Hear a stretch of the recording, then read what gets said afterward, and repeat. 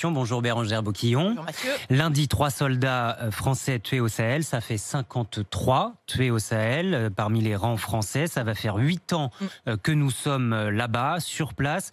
Question un peu brutale ce matin. Pourquoi est-ce que la France est toujours engagée au Sahel? Et je vais vous faire une réponse simple parce que c'est impossible de partir aujourd'hui. Si l'armée française quitte le Sahel, tout ce qu'elle aura fait n'aura servi à rien. Là-bas, il y a AQMI, il y a l'État islamique au Grand Sahel. Ils sont affaiblis, mais pas morts. Et les capacités de résurgence de ces groupes terroristes sont très fortes. Comprenez par l'action, par maintenant.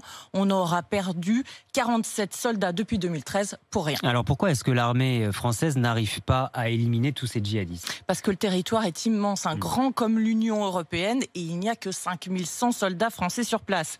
Mais ces derniers mois, l'armée a éliminé plusieurs figures djihadistes, comme le chef d'Al-Qaïda au Maghreb islamique. En octobre, 50 djihadistes ont été tués dans une opération. On a désorganisé leur logistique, on leur a infligé de grosses pertes matérielles, et les armées maliennes et nigérianes, qui avaient perdu des garnisons complètes massacrées par les terroristes, ont pu reconquérir des territoires. Notre présence sur place est donc vraiment utile. On ne peut pas partir du jour au lendemain comme ça, mais j'imagine qu'il y a une stratégie de sortie à plus long terme. Oui, bien sûr. L'idée, c'est pas d'y rester toujours en comptant nos morts et ceux des djihadistes. Mais il n'est pas question de se retirer d'un coup sans avoir bien préparé le terrain. En 2018, à l'Assemblée, le chef d'état-major des armées déclarait « Je ne pense pas qu'il soit possible de régler le problème au Mali en moins de 10 à 15 ans. » Et il ajoutait « Si tant est que nous puissions régler le problème ». Aujourd'hui, la question qui se pose porte plutôt sur une réduction des effectifs. On parle de 600 soldats français qui pourraient rentrer en 2021 si la situation reste stable. Mais avec 600 soldats de moins, comment on assure encore la sécurité sur place? L'armée française forme des soldats maliens sur place. C'est d'ailleurs ce que faisaient lundi les militaires français qui ont été tués. On les entraîne au combat rudimentaire, on les aide à mettre en place des plans de recrutement. Et c'est capital parce qu'aujourd'hui, il y a encore des armées locales qui n'ont pas de liste nominative des effectifs de soldats. Ça fait peu de temps que les salaires des officiers sont virés sur des comptes bancaires. Les soldats, eux, sont toujours payés en liquide en fin de mois. Ils peuvent partir, ils peuvent revenir. Il y a encore beaucoup à faire pour construire là-bas une armée digne de ce nom. Ça n'est pas prêt. Est-ce que d'autres pays que la France peuvent prendre la relève? Oui, depuis 2 ans, des pays de l'Union européenne se sont un peu investi à nos côtés. On attendait ça depuis longtemps.